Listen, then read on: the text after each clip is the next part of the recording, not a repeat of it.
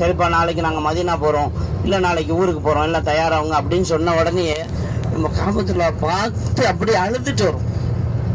எல்லாம் என்னை எப்போ எல்லாம் திரும்ப இங்கே வர வைப்பேன், என்னைய எல்லாருக்குமே எல்லாம் இருக்கும். ஏன்னா நம்ம காபத்துல்லா சுற்றி சுற்றி சுற்றி சுற்றி எல்லா விஷயத்தையும் சொல்லியிருப்போம். அம்மா அப்பா கிட்ட அத்தா அம்மா கிட்ட சொல்லாத விஷயங்கள் எல்லா விஷயத்தையும் சொல்லியிருப்போம். எல்லாம் நான் இந்த குறைகளை செஞ்சுட்டேன், இந்த தவறு செஞ்சுட்டேன் அப்படின்னு அவன்கிட்ட சொல்லி சொல்லி மன்னிப்பு கேட்டிருப்போம். நிறைய விஷயங்களை சொல்லியிருப்போம். அப்போது நான் இன்னைக்கு மதீனாவுக்கு போக போகிறேன், இல்லை ஊருக்கு போக போகிறேன், மக்கா விட்டு போக போகிறேன் அப்படின்னு சொல்லிட்டா இந்த காபத்துல்லாவை பார்த்து நம்ம என்ன எல்லாம் என்னை திரும்ப எங்கே எப்போ எல்லாம் வர வைப்பேன், எப்போ என்ன இந்த இடத்துக்கு நீ வர வைப்பா அப்படின்ற அந்த கவலை தான் இருக்கும்.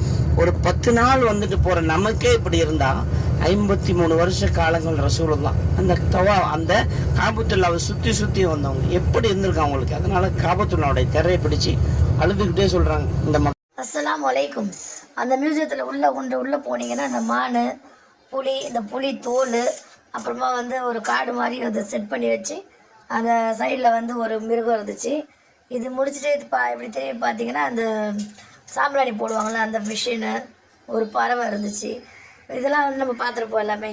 நம்ம இங்கே யூஸ் பண்ணுறது அது கிச்சன் ஐட்டம். இது அவங்களோட மேக்கப் செட்டு. இது அந்த காலத்து மன்னர்கள் யூஸ் பண்ணுறது. மன்னர்லாம் அந்த ஷேக் சொல்ல மாட்டாங்க, அவரோட இந்த இருப்பிடம் எப்படி இருக்குன்னு காமிச்சிருக்காங்க.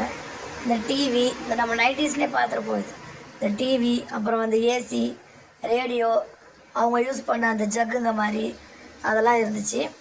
இந்த இன்ஸ்ட்ருமெண்ட்டும் இருந்துச்சு. இந்த இதில் பார்த்தீங்கன்னா இங்கே ஒரு பியானோ கூட இருந்துச்சு. பியானோ கூட நம்ம பார்த்துருப்போம். இன்ஷா அல்லாஹ் மித்ததை அடுத்த வீடியோவில் பார்க்கலாம்.